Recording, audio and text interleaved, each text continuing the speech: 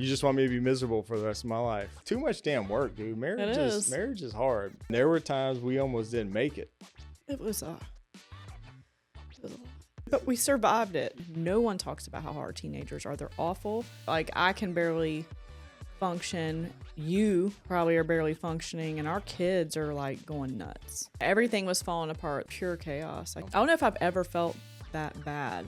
Ever. Watching her die, she took her last breath in front of me. And that's something that nobody talks about. The difficulties that can really come. How did we survive it? Like, what did we do you think that we pulled through it? Because I know a lot of people don't. They get divorced. It's beautiful, though. It really is. But you have to be with the right person, because it is hard as hell. Welcome to the Wife Approved Podcast. I'm Shane. And I'm Caroline. Let's go. Morning was good. My morning started off really good, and then it quickly went to shit. You know, I thought about this morning. Do you know why? You told me that you've been waking up at 5 a.m. Mm-hmm. Do you know why you've been waking up at 5 a.m.? Why? You said like you thought it was because you were cold. Because you have your alarm set for 5 a.m. Your alarm went off this morning, and it was dark, and I looked at the clock, and it was 5:50. Not at 5 a.m. 5:50. 5:50 and 5 a.m. are two very different things. That 50 extra minutes is very significant. I guess. Yeah, I usually will get up at 5:50 a.m. Okay, with my well, alarm. 5 is 5 but I've to been me. like eyes open, wide awake at 5 a.m., which is fine. I mean, as long as I'm not tired. I've been going through the day, feeling good, energized, hadn't been getting tired around the day. Bright-eyed and bushy-tailed. Took the girls to school this morning. The weather's been beautiful, like 75 degrees It's going to be this week. 78 today. Hell yeah. Like, definitely feeling spring fever. Was playing some Sublime in the car on the way to, dropping them off at school. Everything was going good. It's going to be a nice day. And then I get home and my damn hard drive crashed on me. Just, oh man, sucks, dude. And the worst kind of pissed is when you're pissed at yourself, because I know better, and I use this little external hard drive that I work off of. So like a lot of the files, projects that I'm currently working on, I'll just put it on there as I'm working on it. And I just have not been very diligent about backing up stuff like I should. How long do you think it's been since you backed it up? Well, what I normally do is, like, the projects that I'm currently working on, even the podcasts and stuff like that, I'll put them on that hard drive. It's actually keep it mounted on my computer, this external hard drive, just so it's not on my computer. And then I'll work on the project, and then I'll move it off once I'm done, and I'll archive it on my NAS, my big system. Immediately, or how long does it take you? Yeah. As soon as I'm done with a project, I'll usually move it off after, within a week or so. But anyways, I tried to kind of back up stuff as I'm working on it here and there, but I've been doing it manually, just that little hard drive, and I hadn't done it in a little while. So all the files that I'm currently working on, gone. Do you know, I don't feel sorry for you, like, at all. Damn, that's cold. Why? Because, I hate it for you. Like, I do hate it for you. There's no way you're any more diligent about anything like that. I do not feel sorry for you, because if you've stuck around long enough when he had the network rack catastrophe where he ripped my walls apart and it still looks like shit. It's like the worst repair job in America. Why are you bringing up old shit? Anyway, you had a damaged hard drive. You lost tons of shit, and you would think that you learned your lesson there, but you didn't. Especially with the stuff you're working on now. I feel like on that, you lost a bunch of old shit, but this is like, you say, stuff you're working on right now. I did learn my lesson with that. So that has been solved and is backing up better, and I'm, nothing mounted on the wall anymore. I just don't know that I would take that risk with stuff I was working on right now. Yeah, no shit. That's why I'm frustrated. You think? So yeah, I lost some footage that I'm currently working on, and I'm gonna have to figure out what to do about that. I've got a friend I might be able to. I'm gonna try to recoup the footage that's on there. It's not a ton of stuff. It's not the end of the world, but it definitely sucks. There was a couple of like unboxings and a couple of just couple little projects. I mean, that could have nothing been major. really bad though. For like, Well, again, I do take steps so that it's not really bad, so that if I do lose it, it's just like it is what it is. But yeah, I've got to be more diligent about that. So you, put it on your calendar and set an alarm to where it forces you to do it. no, it needs to be automatic automations. Oh yeah, You don't need- automations, because those yes. always work so well. Yes, that should be automated. Because What obviously happened? What it's happened with your manual. live stream automation? I'm not gonna manually back up stuff every single day to a different place. It needs to be automatic. Okay. So, Well, I have been having a reoccurring dream about you. I'm sorry to like flip subjects, but I woke up pissed off today, and I've been dreaming a lot lately. Like, and I can remember them in the morning, and I wish I would have. We would have filmed this, I would have remembered it better if it was right when I woke up. But I've been having like crazy dreams, like about Kobe and about you specifically, that I can remember. And it's like really messed up. It makes me like pissed off at you, but like I can't remember why or how I'm okay with this and how I'm not fighting in my dream, like beating ass. But my entire dream, from what I can remember, is like watching you date somebody else. so you do remember the dream. Yeah, I can remember it, but I can't remember like why. Like I'm like okay, like I'm like watching you and letting it happen and not beating her ass. And like I'm watching, like from what I can remember, I really don't want to dream this again. Like I'm so tired of dreaming it, because I am in my dream upset and pissed, but I'm like not beating her up. So I don't know why. And I feel like it's like you're picking your Valentine, like someone other than me. For some reason, I feel like there's like a Valentine's theme to it. And she's like Hispanic. She's not even like cute at all. Like, Hispanic women can be beautiful, whatever. But she's like not even hot. Maybe she has a good personality. She's got like curly hair. I don't care what she has. So you remember all that? I thought you said you don't remember it. I don't remember why it's happening, and I'm like following y'all around to like different places, and I'm like, I don't know if I'm dead, and please, I don't want to dream it again. But now that I'm really thinking, maybe I'm dead, and I'm watching you move on. That might be what it is. But I'm so upset in my dream, and she's got curly hair, thick, but not cute at all, and I'm so upset. Maybe I'm dead. I don't know, but it's been like the worst dream, and I swear I feel like it has a Valentine's Day theme, and I don't know if it's because we talked about Valentine's Day so much, or it was like such a big thing. I don't know. Could be all the talk about swinger vibes and shit from this podcast. No, I'm not involved. I'm upset about it, and I just don't know if I'm alive or dead, because I feel like if I was alive, like I can't fathom a situation where I'm letting you do this in front of me. It's a dream, so it's freaking crazy. And there's other people around, like too, and so I don't know. Anyway, so you're pissed off at me. I've been having this dream so for a couple weeks, and I just couldn't remember it. And then like when I had it again last night, I was like, no, like in my dream, I know I'm like tired of this shit. Like I don't want to dream about this anymore. So that's why you've been all stank. I've been pleasant today. I'm kidding. Do you have dreams like that about me? So you wake up all pissed off at me? Yes, I'm and upset. I even do and I'm really like stuff upset. that I've done in your dreams. Yeah, but I have to lay there like it feels so real. I'm laying in bed like, did that shit just happen, And it inspired my Wife Approve. It inspired a story on my Instagram and the Wife Approve Instagram today. I don't know. You shared a story that's inspired by your psycho dreams. Yes. Uh-oh. And how weird is it that I see one that like goes with it? I don't know. Was it talk about women just being crazy and mean? No. Based off of a dream? It said if my husband dies before me, don't go telling him and everybody else that I said I would want him to be happy and move on. I never said that.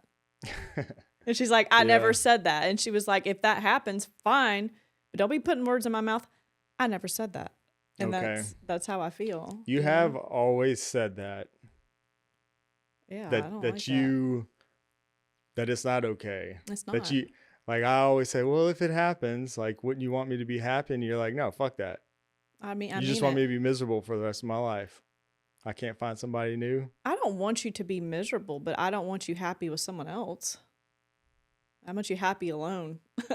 Oh, what if it takes somebody else? Nice, thick Hispanic. Who the hell are you going to pick in heaven? Do you know that's one thing my dad really said?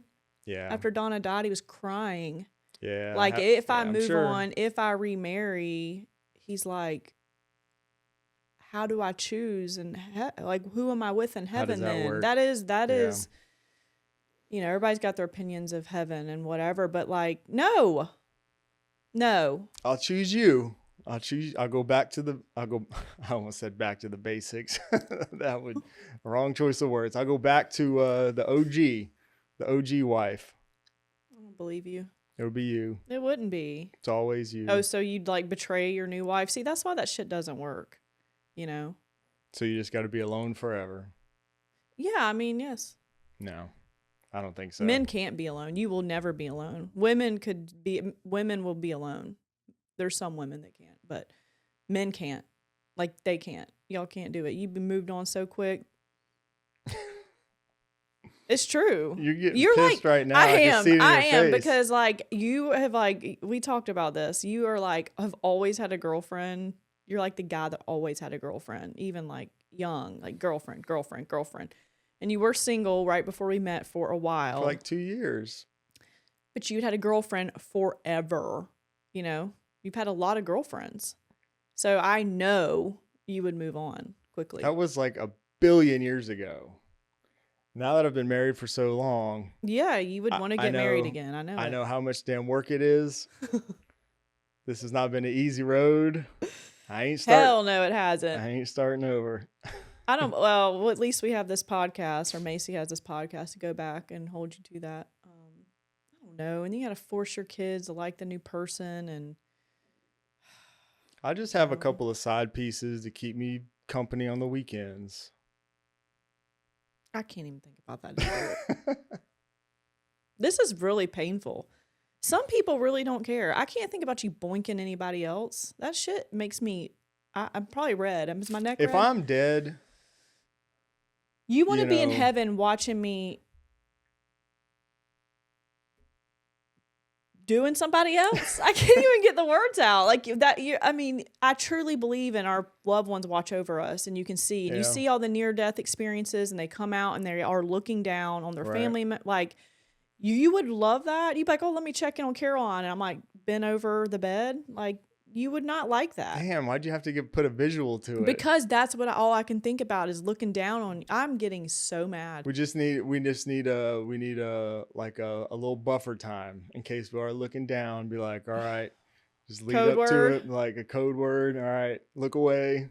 I don't like that. I'm just joking. Hopefully, we won't have to. Well, one of us is gonna. Yeah, one of us is gonna be alone. I know. I mean, these are the things that like we joke about it, but yeah, that's like for people who have to go through that. You know, it's like a real. My dad is going through real it. Thing. Yeah. I don't know. I mean, I kind of tend to think, you know, if I'm dead, I would just want you to be happy. You want to watch it? I'm not saying that, but you know, what I'm gonna do? I'm dead. You know, I'll be having a good time up in heaven. I'll be hanging out with, you know, Tupac and whoever else is up there. I don't know. You think Tupac's up there? Probably not. But yeah, I mean, you'll be down here doing all the earthly stuff and dealing with bills and shit. I'll be having a good time partying up there in heaven. I just want you to be happy. See, that's true love. Right there. I don't believe you, first of all. I don't think you want to see me with no other dude. I'm not saying I want to see it. But you would. I'll go do something else up there in heaven. I'm sure there's some other stuff to do. You think there's sex in heaven? No. You sure? I don't think you need it. That's physical. It's a physical thing. I know, but I mean, that's how man and woman are like joined. You know, marriage, sex, all that. I don't think it's needed. I think you'll probably, I don't know. I think it'll just be just eternal. Because now I'm like, are you going to have a heaven wife? Oh my God. No, I don't think like it.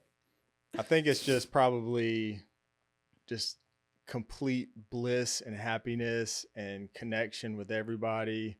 And I think it's with everybody something we can't explain. Yeah, that's what they say. That it's just like I've been seeing a lot of the like those like near death experiences or people who have actually died, and come back and like telling their stories. I've seen a lot of those videos and stuff lately, and it's all super interesting. But yeah, I think it's just out of our comprehension. But I think all this kind of stuff is just worldly, physical. I think everything will transcend that. You won't need it.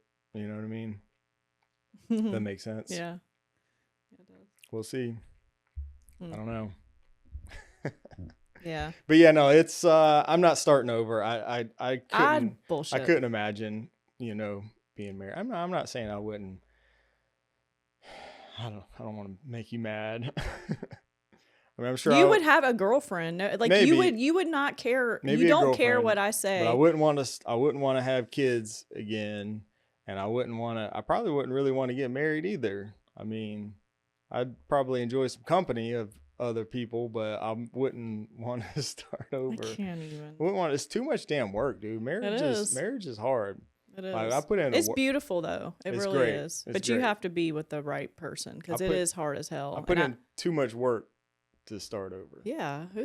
Who are you telling? Don't talk about the work I put in to undo things. Excuse you. It's not just you that's been putting in work. I know. This shit ain't been easy. Yeah, I know. I know. It's challenging. It is. It's a challenge. It's a beautiful challenge, right, babe? So what do you think has been the most challenging? We've been married for how many years?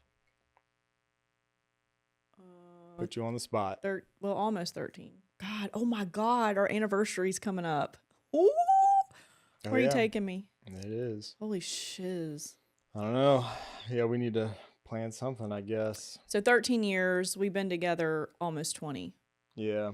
Living together. That's wild, together. We were basically just kids. We were talking to a lady at the bar. Remember that the other night? Gosh, she was so interesting. She was cool. But yeah, we were sitting in the bar. Actually, Valentine's Day. No, it was the day before. It was Friday the 13th. That's right. Yeah. But she was cool. We sat at the bar, had dinner, and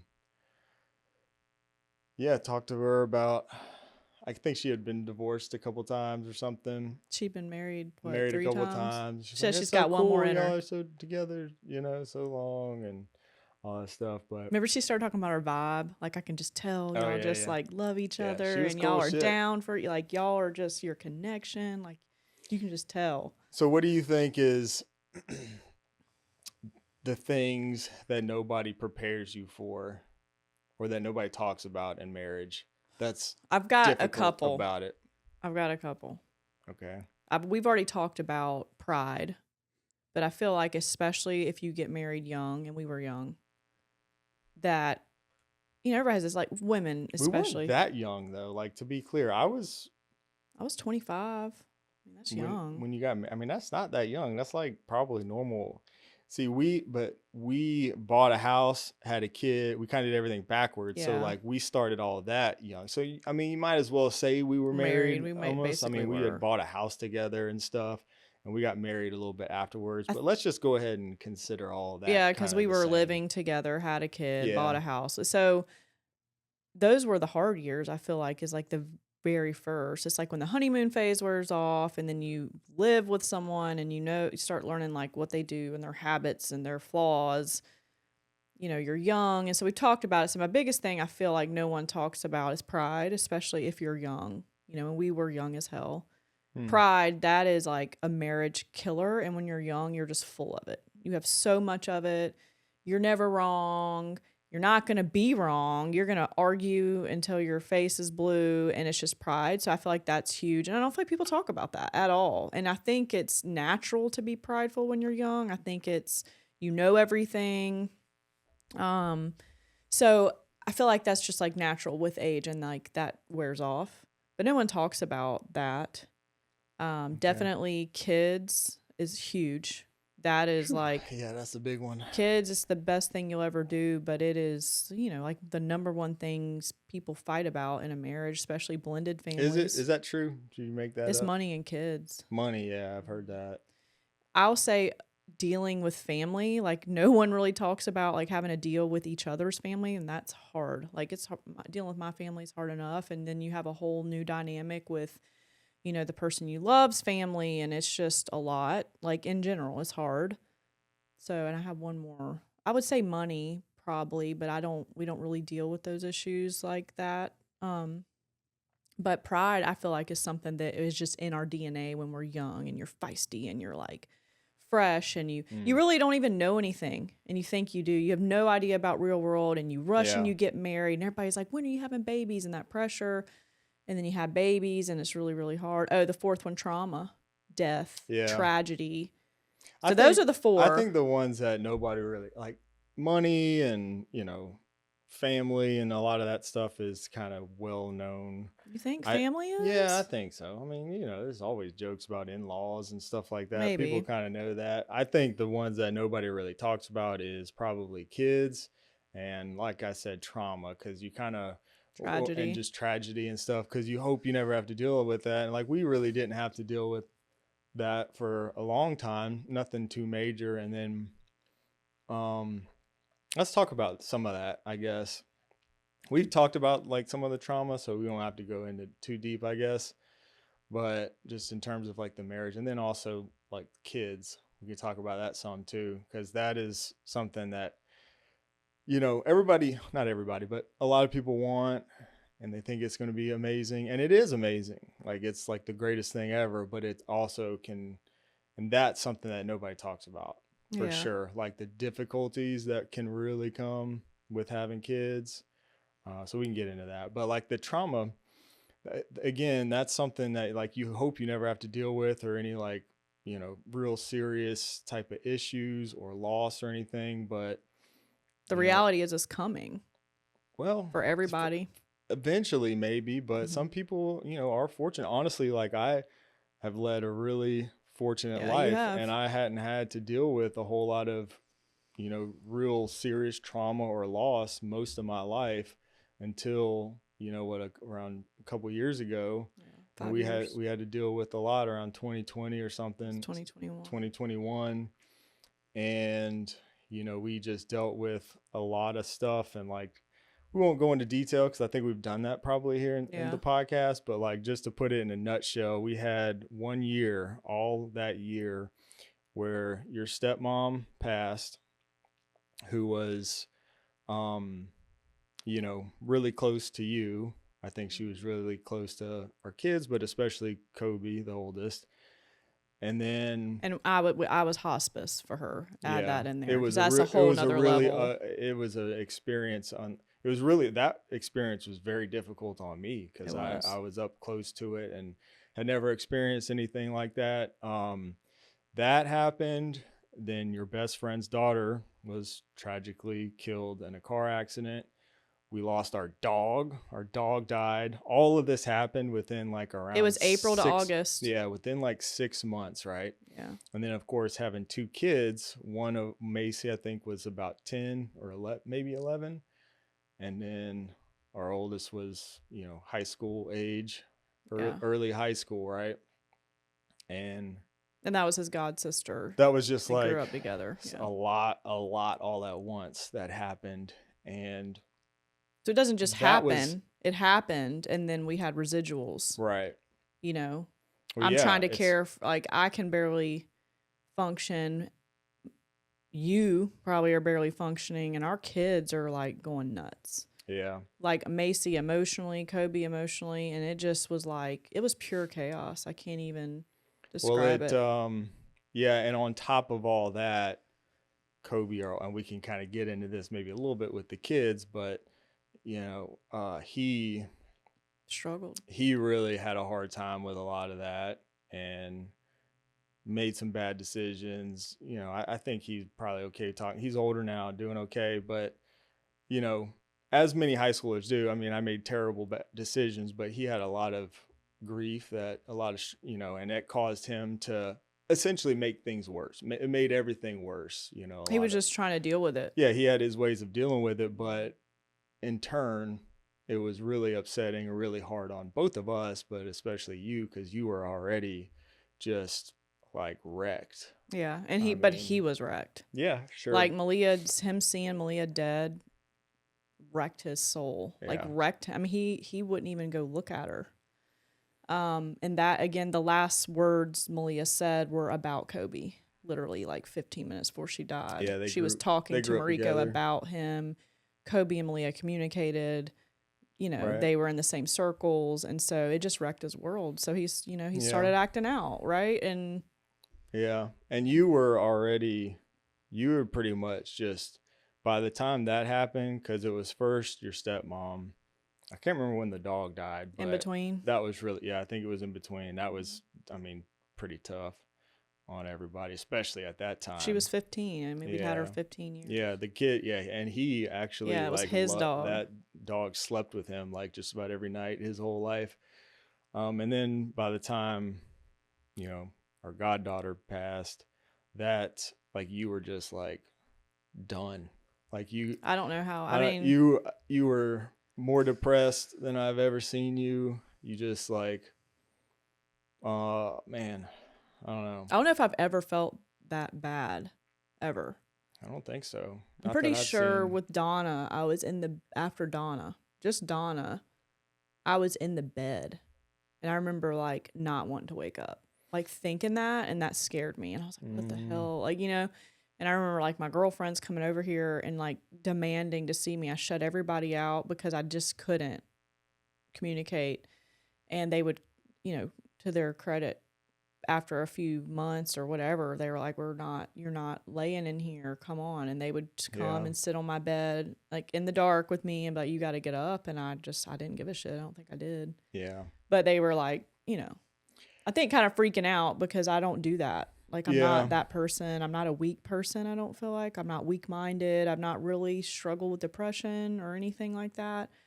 But watching her die, she took her last breath in front of me. Mm.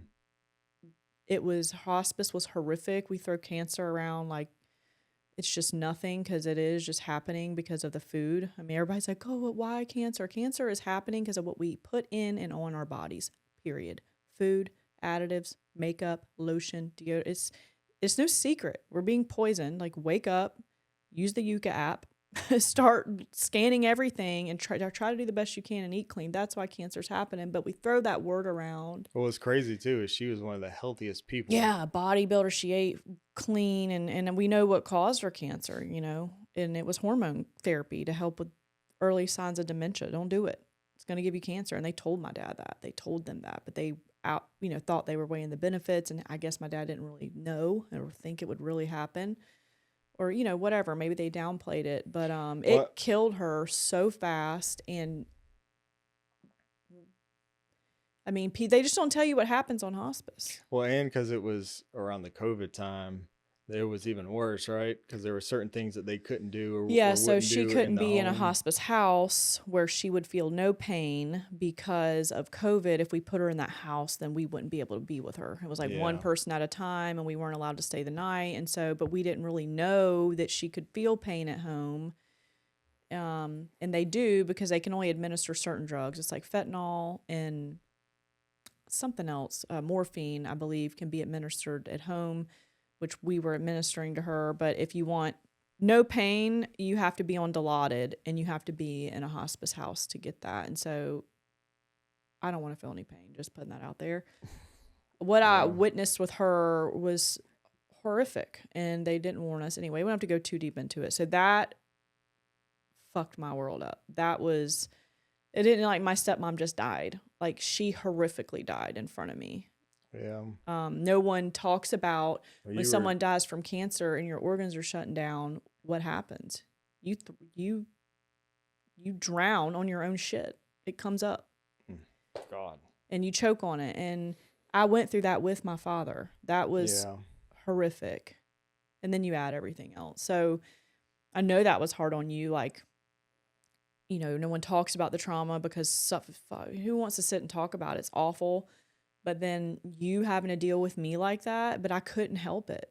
And, you know, I feel like trauma, you know, again, like Mariko, we talk about that situation, her daughter dying, like it was some big deal to us. And like it was trauma for us, but it was unimaginable pain and trauma for her that she deals with still. Obviously, we still deal with it too, but it doesn't even compare. Yeah, of course. To like what she dealt with. But trauma, I feel like no one talks about it because it's negative, right? Or, you know, you're thinking about the future and worrying, but it can wreck a Well, marriage, like just a yeah. child dying or Oof. everything that we went through back to back to back to back. And I was just hanging on by a thread. And like you were too. Like, I'm not sitting here saying that you were just fine. You weren't either, but we couldn't really even be there for each other.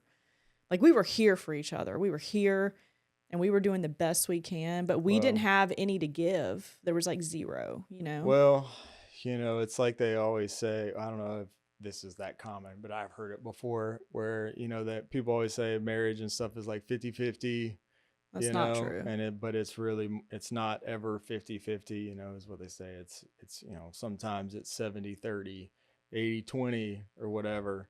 And when one is, can't bring 50 to the table, the other one needs to kind of step it up and or whatever and be there. And that was definitely one of those situations where like I feel like I was there for you, but there was just nothing that I could really do, other than just like keep the house running, like take kids going to school. Like we still had to carry on with life, and that was like really tough.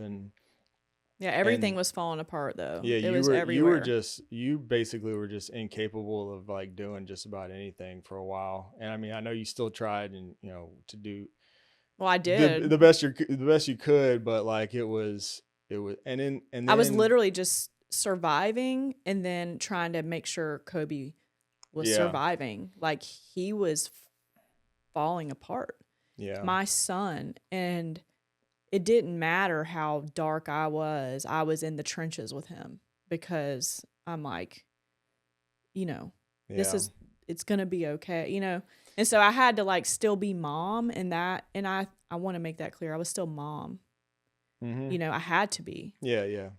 for both of them. And Macy's Yeah. falling apart at school. Their But you had teachers are nothing calling. Oh extra. my God, I had That's nothing. why. That's why all your. That's why your friend. Not say your friends fell off or you fell off from your friends, but like you just didn't have anything extra to give anybody. Usually you're, very active or whatever with those that you're close with That I care outside of our about. house that you care about. Yeah. Yeah, and But I during think that I time you hurt some didn't have. people's feelings. Yeah. I did. I know I did. And there might be someone out there maybe that is still offended, you know, like there's people that I haven't talked to since all that happened to me. Like, I've talked to them, but not the same. Mm-hmm. And I know like a girlfriend that I am really close with still. I remember the first time I was around her, she was upset. She was like, "Why aren't you talking to me?" Like, her feelings were hurt, and rightfully so. She didn't know what was going on really.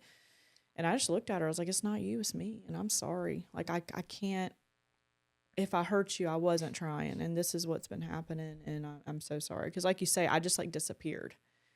I Yeah. didn't even have it in me to tell people what was happening. They eventually heard through like the grapevine, but I was just like in survival Yeah, mode. and nobody really knows unless you're right there in the middle of it, kind of what other people are going through. So people don't understand probably like how hard it was on you or what you were dealing with day in and day out, or what we were dealing with, And I feel and like now they know. right. I've always been like, we have always been a little bit ahead of our friends with kids' ages. And so we went through teenage years. Mariko went first, and it was hell. It's hell Yeah. if your kids have no trauma. And then we went next.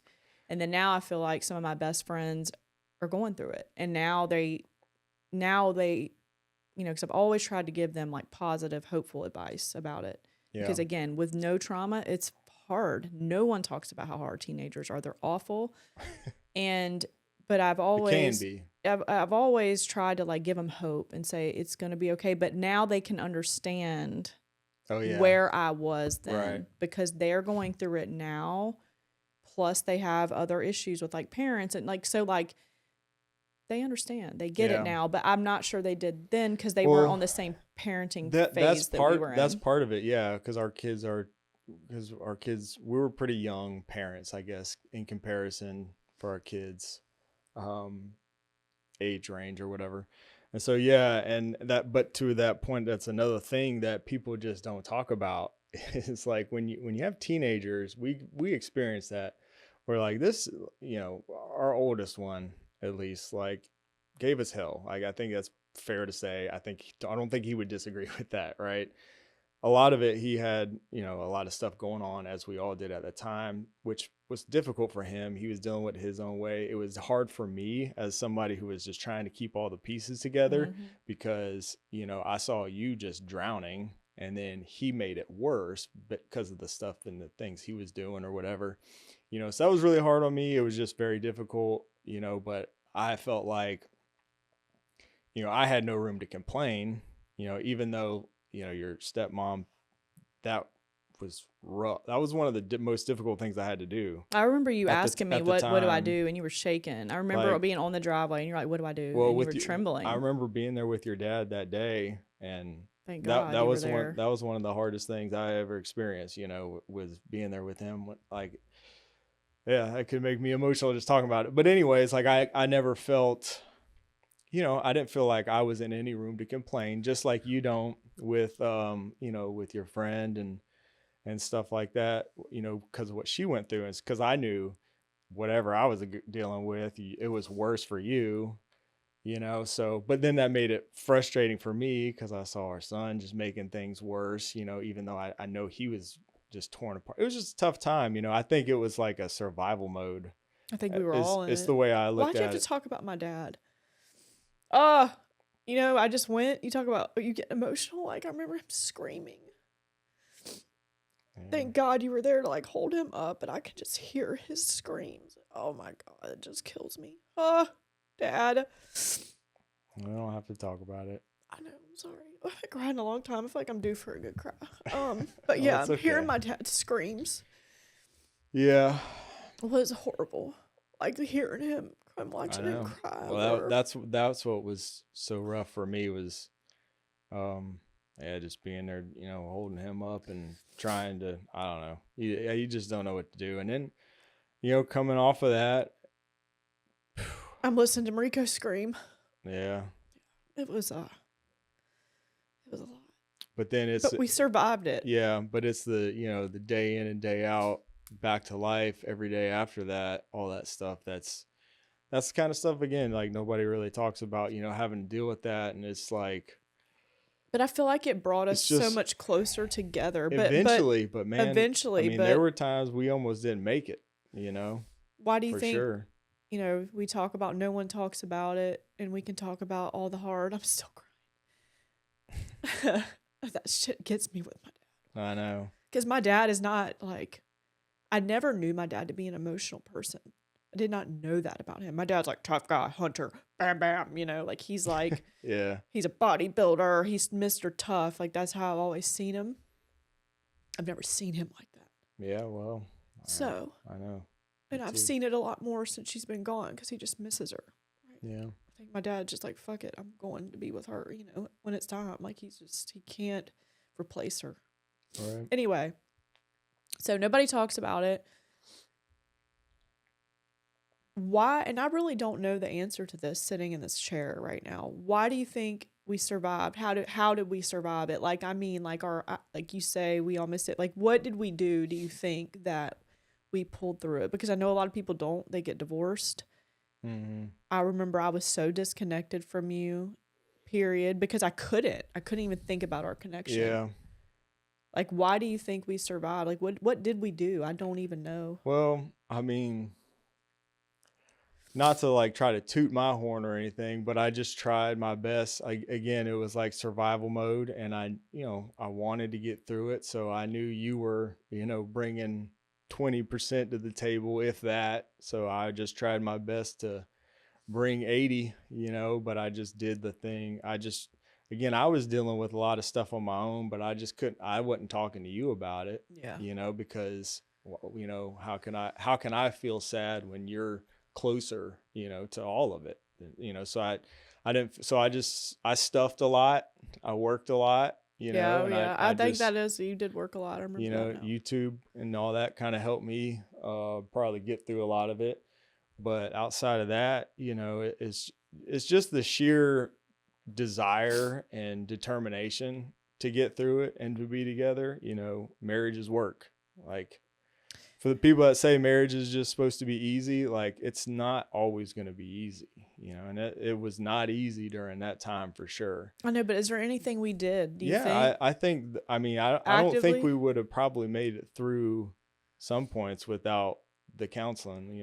We've talked Yeah. about it a little bit on this podcast But were we doing it before. then? I don't feel We like we weren't were doing in it then. 2021 or 2022. No, but it was eventual, and all that stuff, it snowballed, I mean, you think of, like I said, I'm holding stuff in.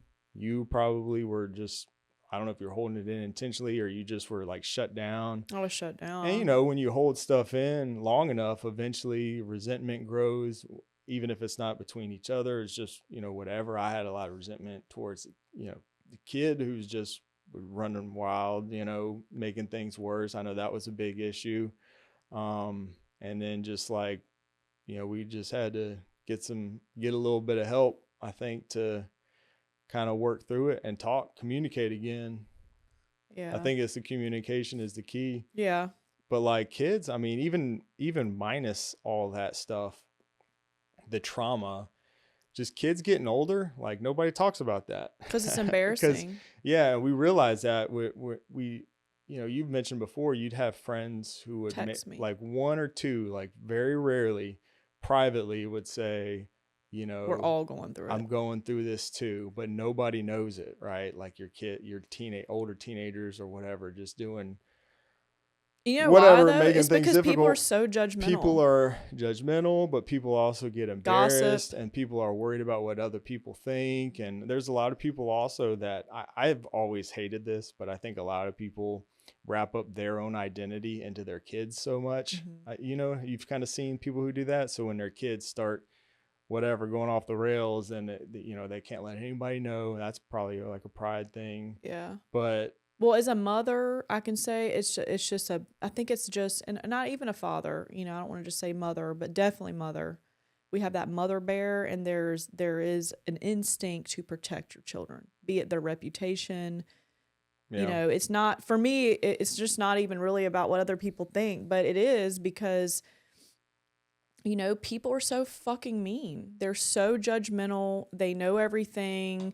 They want to give you a ton of advice. It's just easier to just, and it makes it hard on the kid too, because like then their peers are talking shit and there's parents and people are gossiping and, shit. Like I just think about like, we've talked about getting a lot of hate and whatever. And a lot of that hate was like, not just talking shit about us, but about our kids, and so people are assholes. And like, I know why parents hide it. They're trying to protect their kid. They don't want their kid to like get in trouble.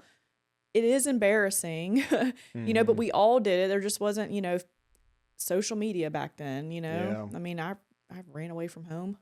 Yeah. I would just be gone. Shit, I didn't even run away. I would just be gone, and then they'd come looking for me 3 days later. And then Mariko would hide me in the bed. I mean, we all did it. We drank, we partied, like everything we were going through, and then our friends are going through right now is freaking normal. We all did it. Like we were worse, I feel, but it isn't. But there's social media now, and so these kids are either getting recorded or are so stupid that they're posting it, and like it's a shitstorm. The kids are doing kid things, right? But the parents, I feel like, just so often they just feel so bad, and it makes them embarrassed or whatever it is, and they go at it alone a lot, and they don't talk to their friends about it or whatever. They think it's just them. Half the time your friends are dealing, if they got kids also the same age, they're dealing with the same shit. They are. Everybody like is dealing with teenagers can be fucking horrible sometimes. It is because once they reach like 16, they're like, they feel like they're grown, and they're fighting for their independence and for their voice and for their freedom. And like, that's like the nature. That's why I feel like that's why like back in the day, people were getting married so young, because it's when you start to be like, I want to leave the nest, they're resisting authority and all that because they are like growing up. Like that's the natural way of them like leaving home, And anyway, I was appreciative to those people that reached out to me. Again, I think parents are just trying to protect their kids' image and reputation and their family's image and reputation. And because people do gossip. People do talk shit, and things spread See, like I have, and wildfire. maybe it's a guy thing or maybe it's just my personality, but I tend to just not really give a shit what anybody thinks, you know? And so I kind of say, to hell with it. Like, you know, I just don't care as much about that, I but maybe it's, I don't care as much about that, but listening to a grown adult bash a minor or well, a yeah, I mean, teenager, obviously it's that fucked is up, real but hard. yeah, but I just, you know, I'll be ready obviously, to fight. yeah, but those are the people I'm just not going to be around, Exactly, but you see know? that I'm ready to fight. Like that's Yeah, mama. That and again, right. I think dads have that instinct too. Like if someone was doing Sure. that to your daughter, Oh, yeah. you get what I mean. We dealt with Oh, that. no. We Macy got bullied on the internet, posted a whole YouTube video about her, and Mhm. it got like 1,500 views in like a couple hours. All of Macy's peers. Yeah. That was a Macy was walking around this house with her fist balled, nostrils flaring, Yeah. stomping. That Well, was emotional. That was hard. I hate, you know, what that would do to them. I don't Yeah. care too much about my own. I know, and then that we Um, had that layer of it too. With a and teenager. I just want to say, if you have kids, you know, again, this is the shit that a lot of people don't talk about, right? It sucks. It can suck if you're dealing with kids or older kids or teenagers. You're going through it. You're not alone. We all go through it. It will get better. You know, just hang on there. And I also will say that it's not guaranteed. So if you have younger kids, you're like, oh shit, like, this is gonna I'm never fucking listening to this suck. podcast Right. again. It's not guaranteed that your kids are gonna give you hell like that. You know, there are definitely great kids. I mean, they're all good kids. You know, it's Guess just what like though? if you got good parents. I'm just saying, But if they don't give you hell in high school, they're going buck ass wild in college. Period. maybe. I mean, maybe you'll get the. It's gonna happen. It's just, is it gonna happen in high school or is I it don't gonna happen know. in You college? say all the time that our generation was a little different. So that was definitely true with our generation. But like, you know, our youngest, she's been very kind of on the straight and narrow and hasn't really given us much trouble. Yeah. I think, yeah, I mean, maybe that'll change. You know, she's still in high school, early high school, but you also say how like a lot of kids they're just doing it different than They we are. did. Like They a lot are. of most kids aren't No, drinking they're as not much. drinking as Like, much. I mean, I was going We have. I was going off the rails by the time I was her age, pretty much, you know. And but I think also she has, you know, she's also experienced a lot of things too. That, you know, a lot of stuff with her brother and a lot just Loss and all the trauma. trauma and stuff. Like has definitely she's experienced some things. I think that makes her, you know, probably handle things a little differently. I know I as a parent handle things differently with her because of what I've been through with him. You know. Yeah, I would say just like it could go either way. I would, if I could give you any advice for teenagers, is just hold on. Yeah. Listen to them. You know, they just want to be heard. Listen, try to get to the root of whatever's going on, and don't take it too seriously. Like, don't get so bent out of shape, screaming, yelling, that does nothing. It does nothing. Don't get so wound up about it. They're going to be kids. I'd say protect them as best you can. Yeah. You know, and I hate to say it, but I would keep shit private. I mean, that is my advice. I would keep Really? I would keep, and you have some close friends, I'd definitely discuss it, but what you're going through, but Well, I see, would. that's part of the problem. That's what we're talking about. Nobody talks about it. You know. Yeah, but I mean, nobody talks about teenagers being hard, but I would say keep your kids' business private. Well, keep their business Yeah. private. Yeah. Okay. But sure. you know, you don't want to go around everywhere like bashing your kid. Of course not. You know? No, you should never do that. So No. I would just say like keep it private, but just I remember like when you start to I counsel my friends now with kids in high school, and I'm like, at certain points you start to lose control in high school, and you just have to accept that that's okay. You're going to lose control. Like you go from 0 to 15 or 14, telling these kids when they're going to eat. You know, you're in control for 100% control, and you are going to start to lose it in high school, but that's how it's supposed to be. You just have to, I would say, make compromises. You need to compromise with them. Like if you want it to be not so bad, I would say don't resist losing the control and feeling like you have to have 100% control of them. Communicate calmly, see what they want and why, and then come up with a compromise between the two, like curfew is an example, or, you know, there's all these other examples, but But if I could go back and I will be different with Macy, is I won't be such a hard ass. You know, I was raised by a Shockner. It was duh, duh, duh, duh. You were raised by, dad was strict, whatever, parents were strict. And so it was just like, you're going to obey, obey, obey. And like some kid, that's just not going to work. And, you know, you will ruin your relationship with that child if you don't listen and compromise sometimes and start to let go a little bit and trust. And then they're going to fuck up and they're going to make mistakes, but forgive, I would say, quick. And just not take everything so personal. And that was really hard for me, and it was really hard for you. But we did eventually change. We changed, and then everything got better. That might be a little harder for the men, I think, because, you know, you run your house and you got your rules or whatever.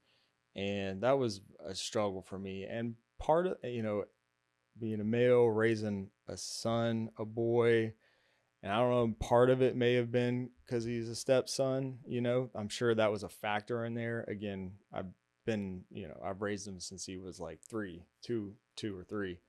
So I've been around, but, yeah, you know, it's like kind of, maybe it's partial man pride or whatever, but like when you know, like taking things personal and not like obeying orders or whatever you want to say it, that was the most hard thing for me probably. And, like I said, I've learned some things with him that things don't bother me as bad because of all that stuff I've gone through with him.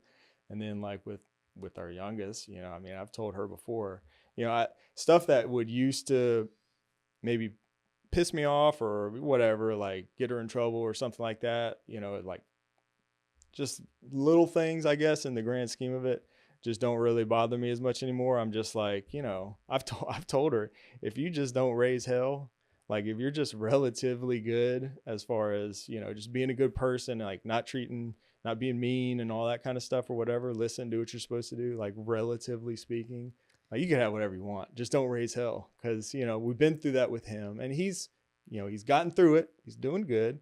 But well, he did what we all did. It was nothing. Right. It was nothing. It was just in a horrible time, right? It was just in a horrible time. He did everything we did. It was a difficult, you know, it's difficult when I also heard somewhere too that parenting is supposed to be difficult. Like I think it was something along the lines of good parents. It's difficult for good parents. So that means you're trying, you know, you've got the boundaries in place, you know, if they're pushing back and not listening or doing what they're not supposed to be doing, you know, it's difficult because you have those boundaries and you can't budge on certain things, right? Like you can budge on some things and you probably should, but some, you know, as a parent, like if you say something, you need to do it and you got to have those boundaries.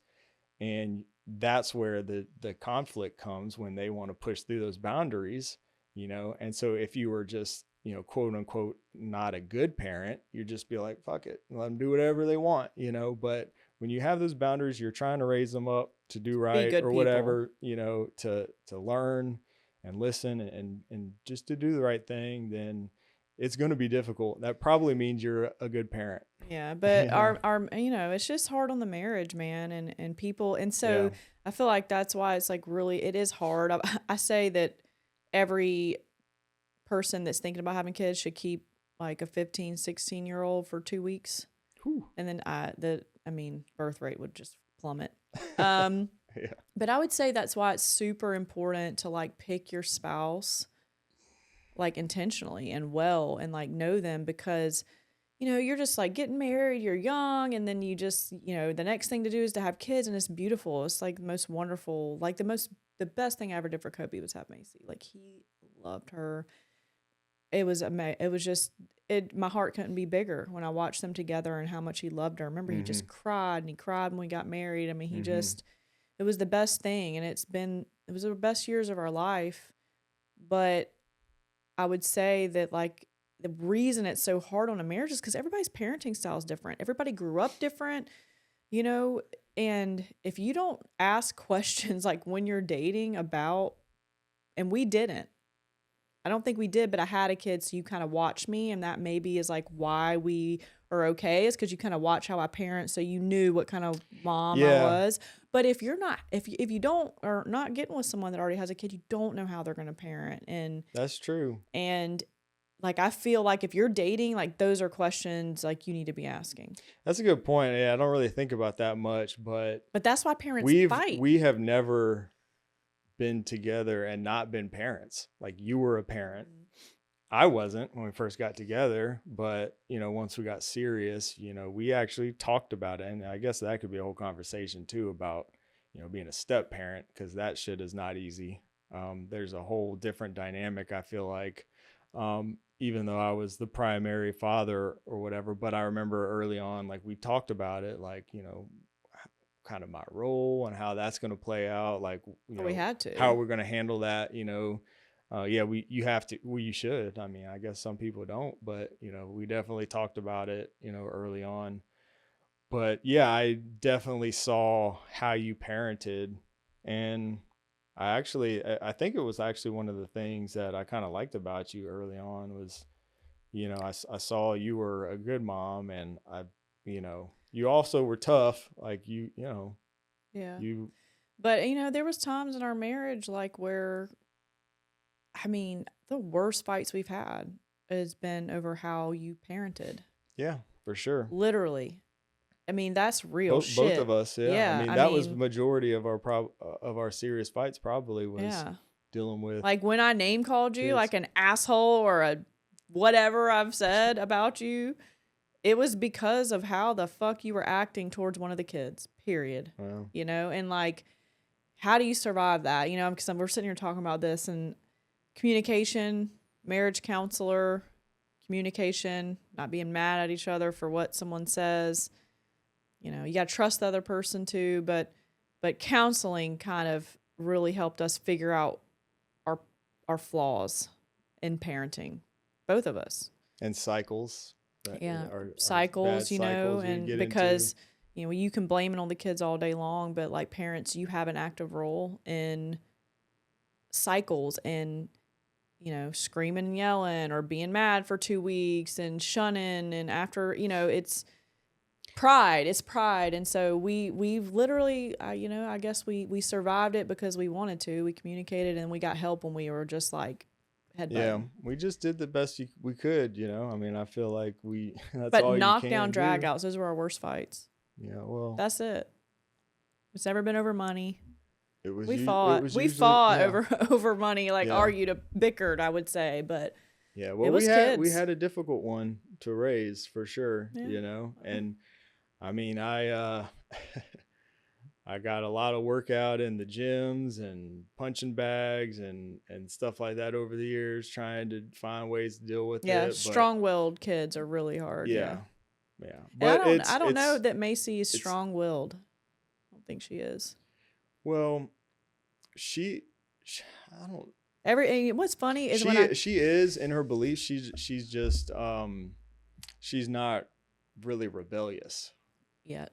Yeah. It's funny when people have kids. I think that's the most interesting thing to me is like I've met so many parents and they're like they have 3 kids and they're like they're all so different. Like they've got a strong-willed one that they're like I don't know if she's going to be the head of a prison gang or the CEO of a company, but that's like what we dealt with. I mean, Kobe's very much like me. Yeah. He's very like he's direct and a little ADHD and he's bam bam and he can't kiss ass. I've learned to kiss ass, but that was me in school. I couldn't kiss anyone's ass. Yeah.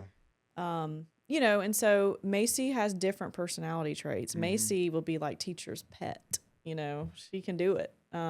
It'll be interesting to see what happens with her. And Macy's great and Kobe is great and got through all this stupid teenage stuff, but I do feel if Macy starts just being a hellion, like I still think you're going to give her whatever she wants. That little girl, I don't know. You were just so freaking wrapped. Like, even if she pisses you off, y'all, even if she pisses him off, somehow she still gets whatever she wants. Or he'll say he has these rules. It just depends if she's smart about it. Yeah, if she's smart and knows how to do it right, then she could probably get whatever she wants. He has these nevers, like never or whatever, and then like dad says yes. And I'm like looking at him like, Again, if she's just a good person and does I don't and is think, nice and kind, and then I'm like, uh, I don't know though, because I've been traumatized with some of the shit we dealt with him. There's been times where just a little ounce of that comes out in her, and I'm just like, I can't do this. You better just cut the shit right now. I can't do this again. yeah, but then you feel so bad and you're like, whatever. Yeah. I'm just calling it. I want it on public record that I don't think she'll ever do any wrong in your eyes. Like, even when she's like, I think you'll find like an excuse or like, I don't know. I just feel like she's your perfect little baby, and I'm calling Well, it. she's pretty close to it I'm now. calling it that she will never be able to do any wrong in your eyes. Like, I feel like you'll make an excuse for her. I don't know. I'm calling it. No. I'm going to stop you right there. I'm not that. I am not that parent. I'm not going to make excuse. I've seen it. I don't mean like excuses for her behavior. I mean, you're like, it's not that bad. Well, like that type of stuff. I don't I don't like, know what you're talking about. It depends. If she's doing shit that's bad, then I'm not going to be that parent that can see no wrong in my child. I've seen that, and I cannot stand it. I don't mean like that. I just mean like, I don't mean like making excuses for something she's done. I just mean like, I feel like you either won't punish her, or it'll be like, you'll, to me, be like, it's not that bad. She's, don't be nice. I feel like you're going to be the one that's like, it's okay. It's okay. Well, She's it depends. good. Again, from a call back to last week's episode, I react accordingly. No, the fuck you don't. Yeah. Teresa's comment hit the spot. She said George says he reacts accordingly too. Okay. Okay. Well, I'm not going to overreact. If she, whatever. If she does stuff that I don't think you're going to overreact with her. I just think that you are going to be like, she's got you wrapped, bro. I don't have any other way to say it. That's what daughters do. But she has been pretty perfect so far. Don't jinx us. Knock on the wood. I know, knock on wood. But I will not be one of those parents that's like, I have seen. I'm not talking about that. Well, it sounds a whole lot like it. I mean, I don't know how else to put it. You're saying she can do something, and I'll be like, oh no, it's not that bad. Well, I will call it like I see it. Like, I'm not going to be that parent. I have seen parents that have basically said, my daughter or my child can tell me whatever they want and I will believe them. And they know that their that kid ain't us. is fucking full of shit. That ain't me. Like, I'm not going to be that parent, and I never will be. I'll be the first ones. Like, if I hear something about my kids, I'm going to see, like, I'm going to believe it. I'm going to ask them, and I'll believe them also, but we're going to find out. Like, I will never be like, oh no, my child would never do that. Oh yeah. Because I've been there. I've been that child that was doing that. And yeah, we did it, I love the people that say, the people that never, or people that don't have kids. Yeah. My kid would never. Okay. Well, this episode got to be kind of depressing. Like, what did you think it was going to be? I don't know. Like, I didn't think it was going to be depressing. The things that marriage. I just like, to be clear, like, marriage is amazing. Having kids is amazing. It's just literally the best parts of my life. I mean, I could just speak for me. I wouldn't have it any other way. But nothing good comes without hard work and challenge. So I feel like people give up easily, or they like for what it's worth. Marry the wrong person. I feel like, I just want to say, and I don't know if I said it already, that we became like so much closer, like so much more connected, through the trauma, and like there's just something about going through hard things with your best friend, because that's what you are to me. Something about going through it and having your man like stand by you and defend you and support you. And you were flawed, in parenting, just like I was, and I was probably flawed in other ways. We were both flawed through it, but there's something about making it through the other side that you survived it together. We survived it. And I feel like that made our bond stronger. Yeah. And I just want to give people hope. Like, if you're in the thick of it, and you need help, go look up some good, again, no quacky people, like good, marriage counselors, and go. Like, as I did not want to go. I did not. I want to talk about my feelings. I'm not a big feeling. I don't like, neither one of us want to talk about feelings, like, period. And then it just gets to a point where you have to, and I'm proud of us and I'm glad we did it. And I just feel like we're fucking, oh my God, it just feels so good. Like, do you agree? Like, do you have that feeling, like, of how I feel like we are just like a machine now, because I know that it would have been easier to leave or to quit. I felt hopeless a lot. It would have definitely been easier for me to quit, well, me too, during a lot of that stuff, Me too. Like I said, I just had to, it was like survival through some of that, and just day in and day out and get through it, and trust that, it'll be worth it, and it will get better, usually does. You just got to get through it. It does. But that is the shit that nobody talks about. Trauma, kids making marriage really, really hard. I guess you're right. Money and in-laws and other, whatever those are. There are jokes about that, I guess. But I don't know. You got to communicate and get through it. And we survived. And I'm just proud of us. Like, I look back and we're not out of the woods yet. Like, we got round 2. But we survived. With and kids. You're not alone. And talk about it with your spouse. And if you can't talk, can't get through it, or you're butting heads, which me and Shane were very much butting heads, it took that third party to make you see and to make me see things, right? And then we're like, oh, that's not so bad. It's just hard to communicate. I think the bottom line is communication is the key. And if you get to a point where you're not communicating, then you need a ref. You need to find a way, a referee, or you need to find a way to remedy that, whether it's you're fighting all the time or you're just not talking. Like, I mean, for me, I quit telling you things. That was my go-to, is like, I just shut down. I'll be by myself. I'll, edit videos. I'll go to the gym. Exactly. I'll do everything else other than. And then when it got really, for me, and I quit communicating too, I quit telling you things. I got tired of hearing your opinion and you tell me what I needed to do and what the kid needed to do and what whoever needed to do, and it was just like, shut. See, I'm just trying to help. But I'm like, shut the hell up. I'm like, just trying to fix the damn problem. So I just quit talking, and you could tell that I quit telling. Well, I have all the answers if people would just listen to me. Oh, shut the hell up, please! Somebody kick him off the internet.